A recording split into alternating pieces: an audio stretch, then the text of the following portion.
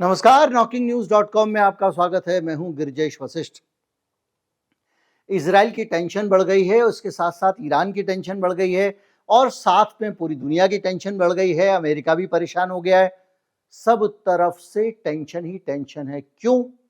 क्योंकि अब लड़ाई बड़ी वाली होने वाली है और बड़ी वाली इसलिए होने वाली है कि अब तक जिनसे मुकाबला था, गाजा में रहने वाले ऐसे लोग जिनके पास अपनी पुलिस तक नहीं है, जिनके पास अपनी मिलिट्री होने का तो सवाल ही नहीं है, उनके ऊपर दमन चल रहा था। अब एक नया फ्रंट इजराइल का खुल रहा है और इस फ्रंट के खुलने का मतलब है कि इजराइल को अब सच्ची मुच्ची की लड़ाई लड़नी पड़ेगी। अभी तो ऐसा हुआ ना कि आप एक जैसे मान लीजिए किसी झुग्गी बस्ती में आप घुस गए और आपने वहां पे गोलियां चला दी, बुलडोजर चला दिया, कत्लेआम मचा दिया और दुनिया को बोला देखा तबाही ला दी हमने, बच्चे मार दिए, हर 10 मिनट में एक बच्चा मार रहे हैं। पहले हर 15 मिनट का आंकड़ा था, अब 10 मिनट हो गया और ज्यादा। ये क्या नया टेंशन है और इस टेंशन को लेकर ईरान क्यों टेंशन में? ईरान को तो थोड़ा कंफर्टेबल होना चाहिए। आज इसको समझेंगे। कहीं मत जाइए, चैनल को सब्सक्राइब कर लीजिए। मैं अभी हाजिर होता हूं।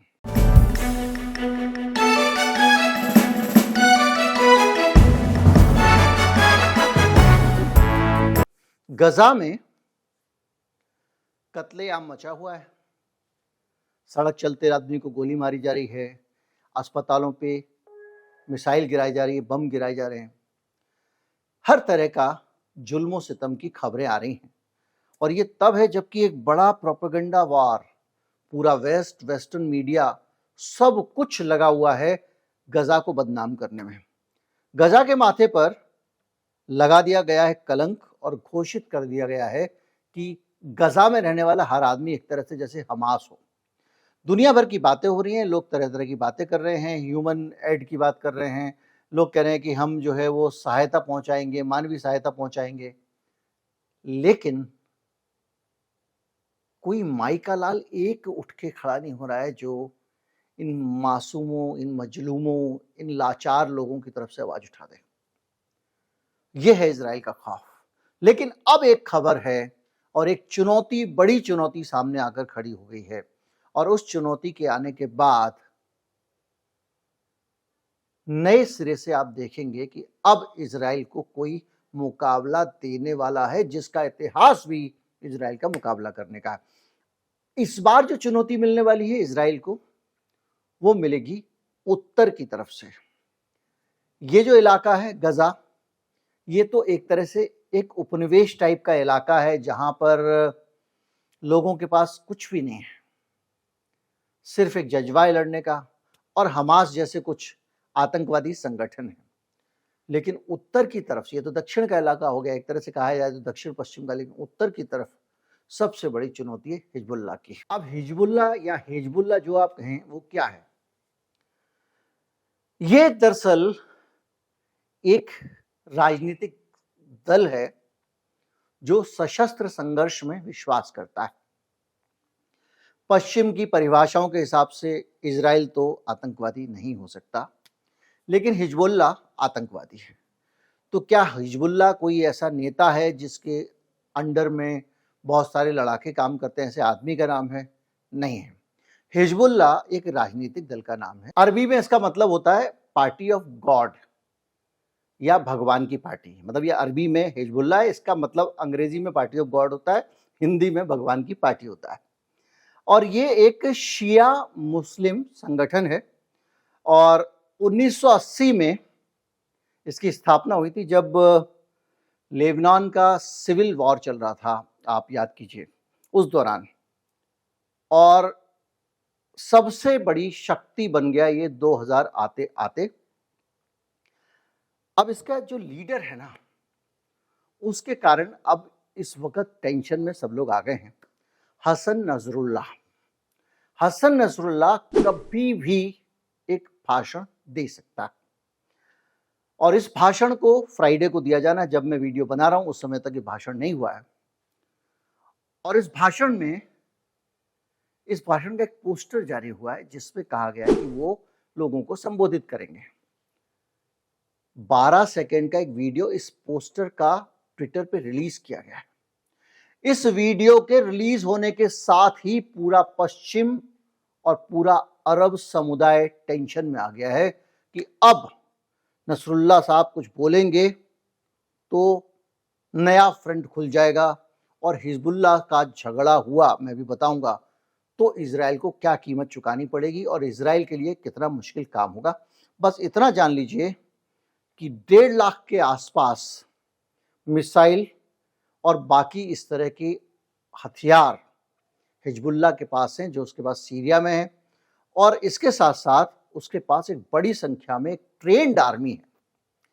अभी तो क्या है, शरणार्थी शिविरों में रहने वाले ऐसे लोग जो किसी काम के नहीं है, मतलब वो कहीं मुकाबला ही नहीं कर सकते, अस्पताल में भर्ती लोग, गरीब लोग, बच्चे, महिलाएं, वहां घुस जा रहा है इजराइल, जो तबाही मचा रहा है।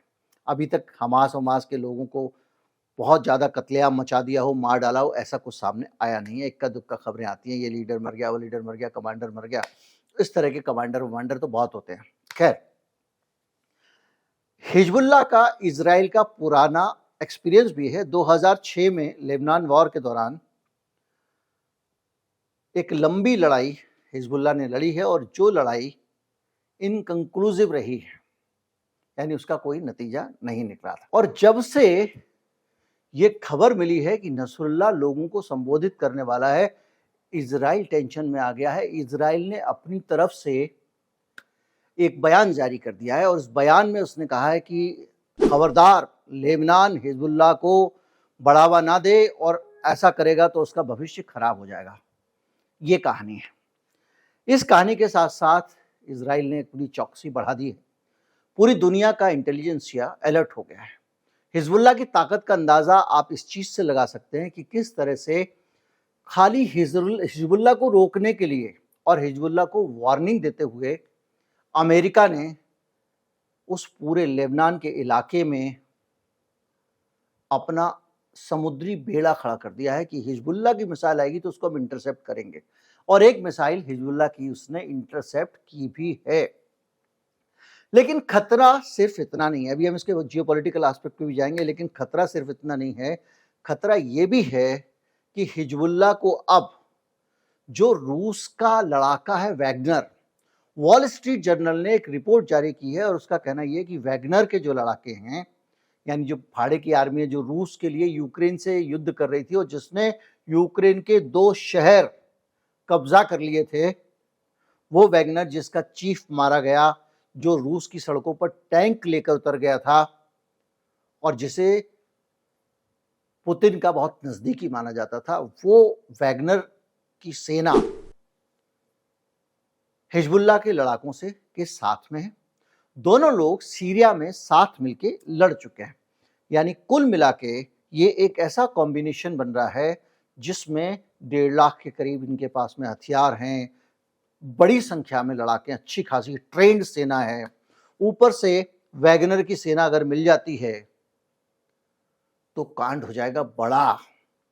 और ये कांड बड़ा जो होगा वो ये होगा कि 2 फ्रंट पे लड़ना पड़ेगा इजराइल को। एक तरफ तो आप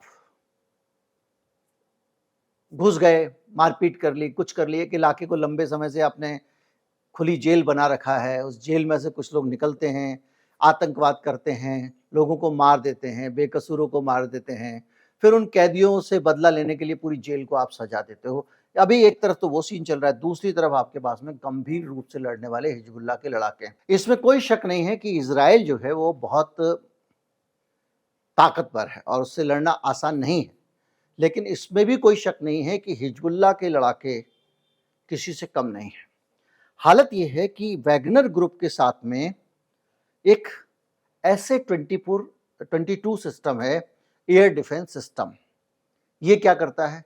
ये एयर डिफेंस सिस्टम जैसे ही कोई हवाई जहाज हिजबुल्लाह के इलाके के ऊपर से उड़ेगा, मतलब लेबनान के ऊपर से उड़ेगा, इसमें से एक मिसाइल निकलेगी और उसको गिरा लेगी। यानी इजराइल के हवाई जहाज़ों की और हवाई हमलों का तोड़ इनके पास है। वहाँ तो कुछ नहीं था, वहाँ तो जाके अस्पताल पे बम गिरा के लौट आते थे। लेकिन अब अगर ये जरा सा भी कुछ करते हैं तो मिसाइल निकलेगी और गिरा देगी। और ये रिपोर्ट जो है वॉल स्ट्रीट जर्नल की जो कहती है कि ऐसे 22 जो है उसको मिलने के बाद किससे मिलेगा? वैगनर से मिलेगा। वैगनर क्या है? एक प्राइवेट आर्मी है। किसकी प्राइवेट आर्मी है? रूस की प्राइवेट आर्मी है। अभी तक रूस के लिए लड़ रही थी, अभी भी लड़ रही है, यूक्रेन में उसके लाके लड़ रहे हैं, बेलारूस में उसका कैंप था, वो सारी कहानी आपको पता है। लेकिन दोनों लोग सीरिया में जमे हुए हैं और अब नाटो भी इस पूरे एयर डिफेंस सिस्टम को रिकॉग्नाइज करता है, बहुत पावरफुल समझता है इसको। पैसे पूरा इसका नाम है पेंटसिर S1 सिस्टम। पेंटसिर S1 सिस्टम इसका नाम है, जो कि ऐसे 22 नाटो में पहचाना जाता है। अब रूस ये कह रहा है कि भैया वैगनर वाली बात, चूंकि देखिए मेरी धरती पे रहने वाला कोई आदमी अगर हमला करता है तो लोग सरकार की जिम्मेदारी मानते हैं। जैसे कहते हैं ना कि रूस से हमने चावल निर्यात किया, चावल आयात किया, तो मोदी जी बैठ के थोड़ी चावल भेज रहे होते हैं, भाई भारत की कंपनी भेज रही होती है। अब भारतीय चावल खाने से कहीं लोग मर जाएं तो किसका नाम लेता है? भारत का लगता है। जैसे अभी पिछले दिनों दवाएं बहुत सारी बच्चों के कफ सिरप वगैरह के मामले आए थे। तो इसी तरह से अगर वैगनर रूस की फोर्स है और वो अगर कहीं शामिल होती है तो रूस की जिम्मेदारी थोड़ी तो बनती है। रूस, इसमें कोई शक नहीं कि इजराइल को बार बार वार्निंग दे रहा है, लेकिन उसके बावजूद रूस का कहना यह है कि यह खबर बकवास है। किसकी? वॉल स्ट्रीट जर्नल की। वैगनर वाले उससे मिलने नहीं जा रहे हैं। अब पेच फंस गया है। पेच ऐसे फंस गया है कि रूस मना कर रहा है और दुनिया कह रही है कि वो वहां पे जा रहा है, अपना एयर डिफेंस सिस्टम भी देगा, अपने लड़ाकी भी देगा। हिजबुल्ला के पास 20-25 हज़ार की फौज, ट्रेन फोर्स पहले से भी है, 1.5 लाख हथियार हैं, जैसा मैंने आपको बताया। अब इस सीन के बीच में, अब आप बिल्कुल सिंपल समझिए, इस सीन के बीच में रसिया ने इनकार कर दिया है, लेकिन इजराइल को भरोसा नहीं हो रहा है। सबको टेंशन है कि नसरुल्लाह साहब अपनी भाषण में पता नहीं क्या बोलेंगे कि हमारी दुनिया हिल जाएगी। और ये सब तनाव चल रहा है। इसके बीच में ईरान जो है उसकी टेंशन दूसरी। ईरान हिजबुल्लाह को समर्थन करता रहा है, उसको हथियार देता रहा है, उसका सपोर्ट करता रहा है, और वो इजराइल के खिलाफ खुलकर बोल रहा है, इजराइल पे अटैक करने की बात भी कर रहा है। लेकिन कोई भी देश जो उस पूरे इलाके का है वो कोई टेंशन मोल लेना नहीं चाहता। यूएई खुल के आ गया, भैया शांति करो, शांति करो, शांति करो। क्योंकि ये जो जितने शासक हैं ना इन देशों के, इनके अपने निजी फायदे हैं। मैंने आपको बताया था किस तरह से अकेला पेगासस देकर कितने देशों के राष्ट्राध्यक्षों को न्यूयॉर्क टाइम्स ने रिपोर्ट किया है। मैं नहीं कह रहा हूं, इजराइल ने अपने काबू में कर रखा है, कितने लोगों को कर रखा है।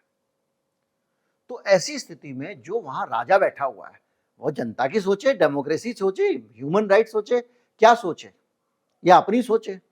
तो ईरान वाले को ये लग रहा है कि अगर ये हिजबुल्लाह ने वहां हमला कर दिया और बाकी अरब देश साथ में नहीं आए और इजराइल जीत गया मान लीजिए, या इजराइल को छुट्टी नहीं कर पाया, या वो इजराइल को हरा नहीं पाया, तो रिजल्ट तो उधर भी नहीं आएगा और इधर से मेरे ऊपर बहुत सारे दूसरे सैंक्शन लग जाएंगे। और आपको याद होगा अमेरिका भी इजराइल को बार बार हिजबुल्लाह के लिए वार्न कर रहा है कि भैया तुम्हारे लोग खबरदार इजराइल पे हमला ना करें। लेकिन एक खतरा है। खतरा यह है कि ये वॉर अब इजराइल के लिए थोड़ी टफ तो होने जा ही रही है, लेकिन उससे ज्यादा दुनिया की टेंशन है। क्योंकि जो जितने गुंताड़े थे, जितने समीकरण थे, दोस्तियां थी, बीच में तो सारे नेताओं ने मिलकर सोच लिया था, मरा समझ लिया था फिलिस्तीनियों को, ठीक है यार इनको वहां गुलाम बना रहने दो, आओ इजराइल दोस्ती करें। राजा राजा एक जैसे होते हैं ना, प्रजा को तो कुछ समझते नहीं है।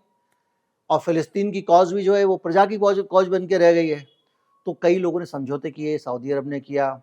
मैंने आपको बताया था कि किस तरह से इजिप्ट यानी मिस्र, जो गाजा पट्टी से जिसका बॉर्डर लगा हुआ है, जो साउथ में आता है इजराइल के, वो मिस्र जो है वो पंगा लेने को तैयार नहीं। क्योंकि एक बार उसने हमला किया था, पता चला उसका एक पूरा का पूरा टापू उड़ा दिया उन्होंने। टापू क्या बड़ा हिस्सा था वो, जिसको बाद में समझौते के बाद वापस किया और मिस्र को इनको मान्यता देनी पड़ी देश के तौर पे। उसकी हिम्मत नहीं। तो बहरहाल जो सीन बन रहा है ना वो ये बन रहा है कि ये सब लोग जो डर रहे हैं कहीं ऐसा ना हो कि हिजबुल्लाह के कारण इनको लड़ाई में कूदना पड़े।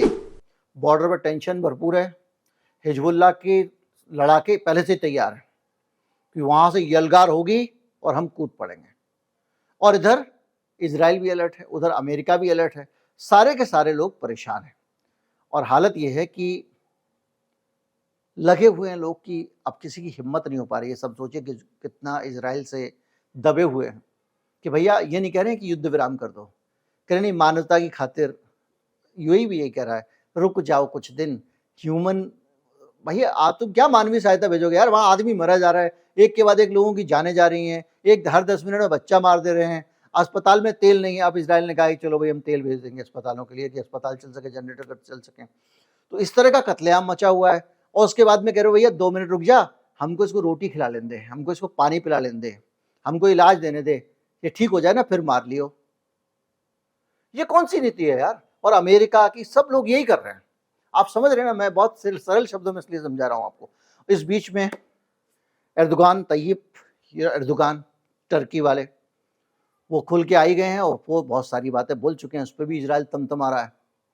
और टर्की तो मैंने बताया आपको नेटो का मेंबर है, तो वहां पे जो है वो एक तड़प है अंदर से। इजराइल के पूर्व प्रधानमंत्री ने कहा कि ये जो नुकसान किया टर्की ने अपना, सालों साल की भरपाई में लग जाएंगे। तो इस पूरी सूचनाओं का एक निचोड़ निकल रहा है कि हिजबुल्लाह के हिलने से सारी बड़ी बड़ी ताकतें हिल रही हैं, कांप रही हैं। उनको लग रहा है हिजबुल्लाह का अगला स्टेप दुनिया को बदल सकता है। और आप इसको सिर्फ वहां तक मत सोचिएगा, इसका प्रभाव भारत तक आना है। भारत में तेल, कच्चा तेल का दाम जब दुनिया में $150 हो जाएगा पर बैरल, तो भारत को क्या होगा? और भारत की टेंशन ये है कि अभी चुनाव आ रहे हैं 2024 के, उससे पहले तेल अगर ₹150 लीटर बेचना पड़ा या ₹125 लीटर बेचना पड़ा तो मोदी जी के लिए बहुत मुश्किल हो जाएगा। और अगर उन्होंने ये ₹100 दाम में ही बेचते रहे तो खजाना खाली हो जाएगा, क्योंकि मैंने आपको बताया था कि पहले ही तेल कंपनियां जो हैं वो घाटा उठा उठा के सरकार की खातिर घाटे में तगड़े वाले चल रही हैं। हालांकि तेल के दाम को लेकर लूट है, मैंने बताया था, कुछ लोगों ने मिस कर दिया, तो कुछ छोटा सा बता दे रहा हूँ। जो हमारे यहाँ पे हमको तेल मिलता है ना, चाहे वो मुंबई से निकले तेल या कहीं से निकले, वो हमको उस रेट पे नहीं मिलता जो कि तेल कंपनी को पड़ा है। हमको प्राइस पैरिटी के रेट से मिलता है। यानी तेल यहाँ से निकलेगा, उसके बाद वो सिंगापुर जाएगा, तो यहाँ से तेल निकलना, उसका जहाज में सिंगापुर तक जाना, सिंगापुर से भारत आना, गया नहीं है तेल, यहीं पे ही है, मुंबई में ही है या जहां पे भी रिफाइनरी है वहां पे है, और वहां से वापस आना। वापस आने के बाद उस तेल की डॉलर के साथ जो एक्सचेंज वैल्यू होगी, उस सब को मिला के एक दाम फिक्स किया जाता है। उस दाम पे बेस प्राइस तय होता है। जो आप पेट्रोल का दाम तय करते हैं, अक्सर अखबार वाले छापते हैं चार्ट, बेस प्राइस इतना, उसके ऊपर टैक्स एक्साइज इतना, उसके ऊपर फला इतना। अरे भैया ये सब तो अलग है। पहले बेस प्राइस में आपने ये प्राइस पैरिटी के नाम पे जो गोरख धंधा कर रखा है उसको तो छोड़ो। ₹12 लीटर का पेट्रोल होगा, उसको ₹25 का बेस प्राइस ही दोगे, फिर उस पर परसेंटेज के हिसाब से टैक्सेस लगाते हो, कुछ टैक्स लीटर के हिसाब से लगते हैं, तो भैया आसमान पे पहुंचेगा ना मामला, पहुंचेगा कि नहीं पहुंचेगा? तो इस तरह से भी तेल कंपनियां जो उतनी घाटे में नहीं है, लेकिन वो तो घाटा दिखाती हैं और मोदी जी के ऊपर प्रेशर बन जाएगा। पहला। दूसरा, ये जो कॉरिडोर बना रहे थे यूरोप के लिए, अमेरिका के लिए, कहाँ से? गुजरात के बंदरगाह से चलेगा हवाई जहाज, ईरान वीरान सब होता हुआ, इजराइल होता हुआ, कहीं पे रेल तो कहीं पे समुद्री जहाज कह रहा हूँ, कहीं पे रेल, कहीं पे पानी का जहाज, करते करते सामान पहुंचेगा। एक कॉरिडोर चीन को चुनौती देने वाली बातें हो रही थी, वो भी अटक जाएगा, क्योंकि इसमें बहुत सारे देश ऐसे हैं जो अब इजराइल के साथ खड़े नहीं हो सकते, और इसमें इजराइल बड़ा एक कंपोनेंट था। जो भी है, कुल मिला के टेंशन बढ़ने वाली है। ये टेंशन सबके लिए बढ़ने वाली है, दुनिया में सबके लिए बढ़ने वाली है। और अगर आप हमेशा यही सोचते रहें कि हलवा है खा जाएंगे, और इजराइल यही सोचता जाए खा जाएंगे, अमेरिका सोचता रहे खा जाएंगे, तो ऐसा नहीं है। कभी भी ज़िंदगी में कोई भी ऑपरेशन इतना सरल नहीं होता। रायता फैलाया है तो और फैलेगा, अब आपकी मर्जी से नहीं फैलेगा। इसको समेट सकते हैं तो समेट लीजिए, और ये काम केवल एक आदमी धरती पे कर सकता है। उस आदमी की दुर्गति वैसे भी होनी है, उसको उठा के फेंकने वाले हैं लोग, वो इतिहास के कूड़ेदान में जाएगा। वो आदमी है नेतन्याहू। अब मर्जी नेतन्याहू की है कि अपनी दुर्गति होने से पहले वो कितने लोगों की जानें दांव पर लगाना चाहता है। अभी तो आपने निहत्थे लोगों पर, जिसके आप सोचो, एक तरफ फौज के लोग, बंदूकें, टैंक, हवाई जहाज, मिसाइलें, दूसरी तरफ निहत्थे लोग जिनके पास भागने को भी जगह नहीं है। उनके उनको उनका कत्लेआम कर रहे हो, जैसे आप कॉकरोच पे स्प्रे डाल रहे हो। अब मुकाबला होने वाला है बराबरी का, और ये मुकाबला किसी को अगर लगता है कि हिजबुल्लाह तक रुकेगा तो उसको गलतफहमी है, ये कई देशों के बीच में जा सकता है। और कुल मिला के स्थितियाँ अच्छी नहीं बन रही हैं। उत्तर कोरिया, चीन और रूस तैयार बैठे हुए हैं अमेरिका को सबक सिखाने के लिए, क्योंकि अमेरिका ने अपनी मनमानियों की सारी इंतहाएं पार कर रखी हैं, और ख़ास तौर पर इज़राइल ने जो किया है, ये उसका सबसे कुरूप चेहरा है। नमस्कार, जय हिंद।